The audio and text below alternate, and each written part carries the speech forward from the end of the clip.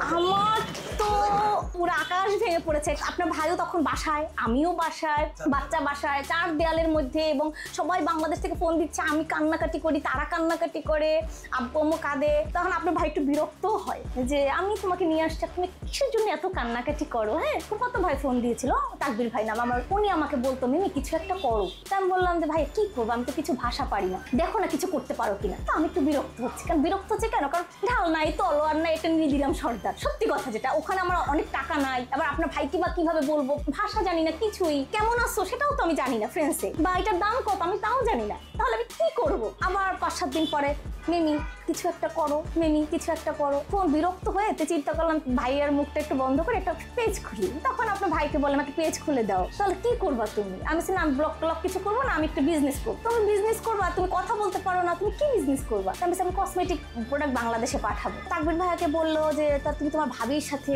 কিছু কথা বলে ও কিছু প্রোডাক্ট নিবে, তাহলে তুমি একটা শিপমেন্ট পাঠাও। আমি ওদিকে শিপমেন্টের ওখানে গেলাম, কোথায় শিপমেন্ট পাঠায়, কত টাকা, একদম টোটালটা আমি। এটা এমন না যে আমার হাজব্যান্ড হেল্প করবে, তা না। আসলে আমার তো বাসা থেকে বের হতে ইচ্ছা করতেছে, তো আমার তো এগুলো জানতে হবে।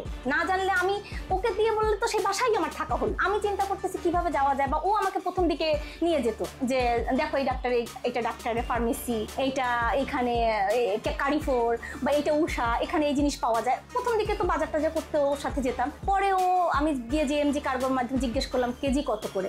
তো তখন আমি হিসাব করতে থাকলাম, একটা নর্মাল ভাবিরা তখন কি নিবে, শ্যাম্পু নিবে, বা সাবান নিবে, বা শাওয়ার জেল নিবে, এই টাইপেরই। তো ওরা তো আর ফার্মেসির প্রোডাক্ট কিছু নিবে, তো সানস্ক্রিন নিবে। আমি তখন হিসাব করতে থাকলাম যে এই টাকা দিয়ে কিনছি, এটার বাংলা রেট কত, বাংলা টাকা কত হয়, পাঠানোর কস্টটা কত হয়, তারপরে কি আমার 20% বা 20% আমার লাভ থাকবে কি, আমি কয়টা প্রোডাক্ট বিক্রি করলে আমার এই লাভটা আসে।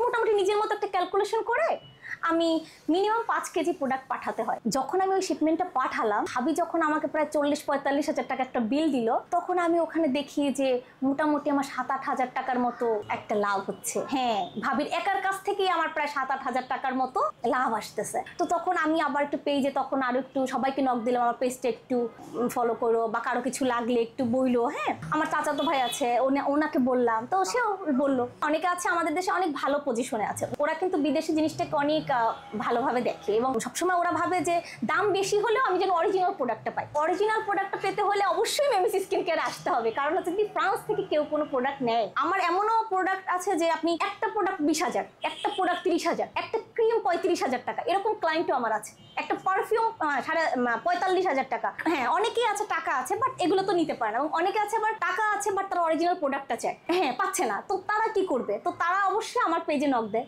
আপনারা ফ্রান্সের শপিং করেন আমার সাথে, বাসায় বসে ফ্রান্সে আমার হাত দিয়ে শপিংটা করেন। আমি কিন্তু এভাবে মাঝে মধ্যে ভিডিও করেও বলি, অনেকে বিশ্বাসহীনতায় ভোগে যে আসলে এটা কি সত্যি পেজ কিনা, বা আমাকে কিন্তু প্রি অর্ডার করতে হয়, কিছু টাকা অ্যাডভান্স করতে হয়। তো সবাই তো এটা করতে চায় না। আর তখন মনে হয় আমি তো কিছুই পারবো না, তাই আমি ফ্রান্সে এসে বিজনেস করছি। ও মাই গড, আমি তো কত বড় জন কি হয়েছে, এরকম একটা। ইভেন কি আমি সব রাস্তাঘাটে তো চিনি না, কিভাবে যাব, কোন ডিরেকশনে যাব, কিছুই না। দেন একদিন আমাকে দেখলাম একটা পেজ আমাকে নক দিল রুবেল মুন্সি নামের একজন। তো রুবেল মুন্সি নামের একজন নক দিল যে আপা কত প্রাইস কত। তা আমি একটা প্রাইস বললাম। তো বলার পরে দেখলাম যে উনি বললো যে জাস্ট এক লাইনের একটা উত্তর যে এত টাকা দিব, আমি 50 টাকার 100 টাকা কমায় আসা। জাস্ট আমি যেটা বললাম তার থেকে 50-100 টাকা কমে বললো যে এত টাকা দিব, আমাকে 36 পিস দেন। এত টাকার প্রোডাক্ট 36 পিস নিবে? ও মাই গড, অপরিচিত মানুষ। তো আমি বিশ্বাস করতে পারছিলাম না, আমার বিশ্বাস হচ্ছিল না।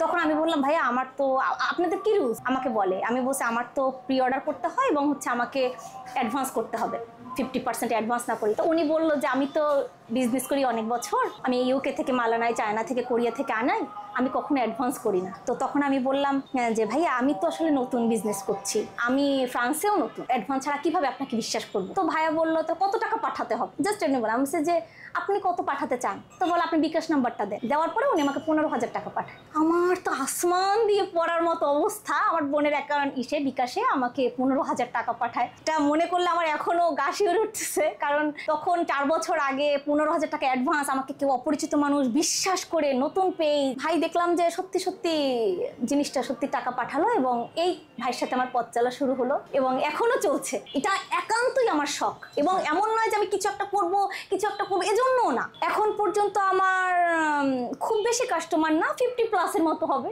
50+ কাস্টমার। আমার কাস্টমাররা যেটা পাচ্ছে সেটা হচ্ছে তারা মনে করছে যে তারা নিজ হাতে ফ্রান্সের দোকান থেকে প্রোডাক্টগুলো নিচ্ছে, তারাই হাত থেকে ঝুড়িতে দিচ্ছে, শুধু হাতটা আমার হচ্ছে একদম। তারা মানে আমি এমনও হয় যে আমার কাস্টমারকে নক দিয়ে বলে, আপু আমি কিন্তু এখন মার্কেটে যাচ্ছি। অনেক কাস্টমার একদম মানে যাদের সঙ্গে খুচরা ক্লায়েন্ট যারা, আপু আমি দামটা তো আমি জানি না, আমি ফার্মেসিতে যাচ্ছি, আপনারা আমাকে নক দেন। আমি গিয়ে নক দিলাম, আপু এই প্রোডাক্টটা নিচ্ছি, আমি ঝুড়িতে রাখতেছি, ওরা দেখতেছে যে কোনো প্রোডাক্ট, শুধু যে আমার এইগুলা আইটেমের মধ্যে তা না, ফ্রান্সের made any product, high end brand থেকে লো এন্ড ব্র্যান্ড পর্যন্ত যত ব্র্যান্ড আছে, each and every single product আমি দিতে পারবো প্রি অর্ডারের মাধ্যমে। এই যে অ্যাভেনের সিসা প্লাস যে প্রোডাক্টটা, এটা কিন্তু 40 ml আছে, আবার হচ্ছে এই যে 100 ml এরও আছে। হ্যাঁ, এটা হচ্ছে একটা রিপেয়ার ক্রিম। এই যে আমরা যে আমাদের দেশের যে সবাই যে ফর্সা হওয়ার জন্য যে এক ধরনের প্রতিযোগিতা, যে টিনেজ মেয়েরা যে ফর্সা হওয়ার জন্য যে পাগলামি, ওটা দিতে দিতে মুখের মধ্যে এক ধরনের একটা আবরণকে নষ্ট করে ফেলে তারা। কিছুদিন পর কি হয় যে এই প্রোডাক্ট নিয়ে আবার সারাইতে হয় সেটা। তো আমার যেটা হয়েছে কি, আমার বিজনেস সামনে আরো বেশি রান করবে, এটা আমি আত্মবিশ্বাসী যে আরো বেশি রান করবে। কেন? কারণ এখন যে পরিমাণ মানুষ এই যে পাকিস্তানি বলেন, দুবাই বলেন, তারপরে কোরিয়া বলেন, এইগুলো বলে বলে যে ফর্সা হওয়ার জন্য যে ক্রিমগুলো নিচ্ছে, তাদের মুখ একবার ড্যামেজ হবেই, এবং তখন আমার প্রোডাক্ট আরো বেশি চলবে।